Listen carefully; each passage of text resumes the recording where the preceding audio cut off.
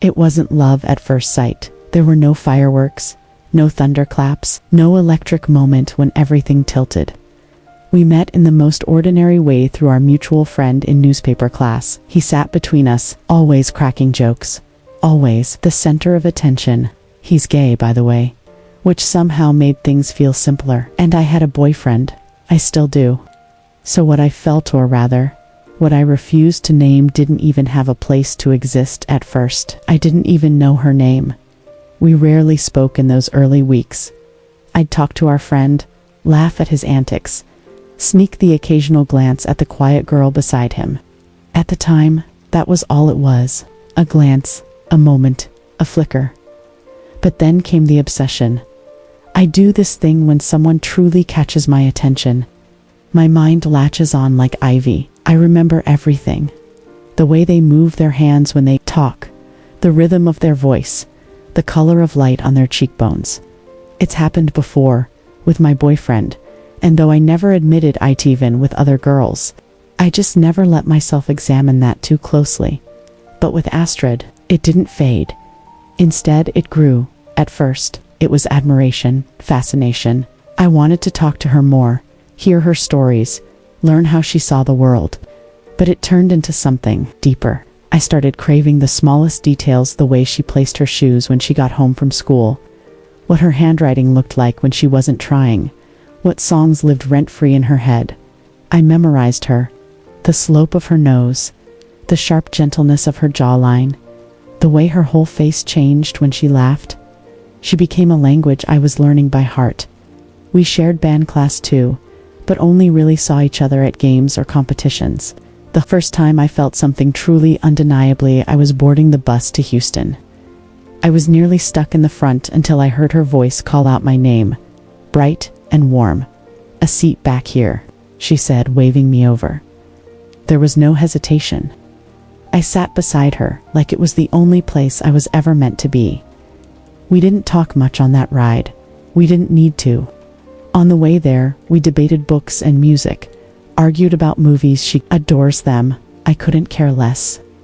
But on the way home, the sky still dark, the world half asleep, I leaned my head on her shoulder, pretending to drift off. I didn't sleep. I just existed, fully, vividly, in the space between our bodies. We fit together like puzzle pieces. I didn't want to move. I wanted to kiss her, but I don't after that. Something shifted. We became bolder, closer. She clung to me in hallways. I clung back. She cried on my shoulder one afternoon, and I held her like she was the last beautiful thing on earth. I laughed with her like my lungs had never known breath before. Then came San Antonio, a journalism convention. We shared a hotel room with 3 other girls, but they faded into the background.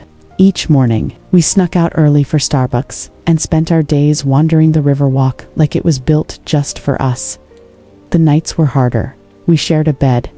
The tension was thick enough to wrap around us like a second blanket. On the second night, in the hush of the dark, we started talking about the things we'd never said aloud. I told her about my tangled past with shame, with things I'd seen and done too young. And she told me about her depression, the therapy, the medication. I kissed the top of her head. It just felt right. When she tried to return the gesture, she misjudged the distance and kissed my lips, instead soft, accidental, electric. We smiled in the dark that night. I asked her to hold me. She did. And I fell asleep, wrapped in someone who had seen parts of my soul I hadn't even dared to name. Nothing more happened. But I didn't need it to, not yet. I still ached to kiss her, to explore her skin like scripture, to make her feel more wanted than she ever thought possible. But I won't push.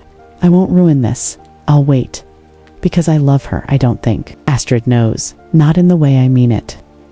I don't think she realizes how she makes my stomach turn when she gets protective, or how her smile rewrites the rhythm of my heartbeat. I don't even know if she likes girls. She doesn't know that. I do. I still have a boyfriend. One I care for, but not the way I care for her. That's a truth I'll have to face soon, but not tonight. Tonight, all that matters is her. Astrid, she is my serenity, my storm, my slow-burning revolution. And as long as I get to be beside her, even if this is all it ever is, I think I'll be okay.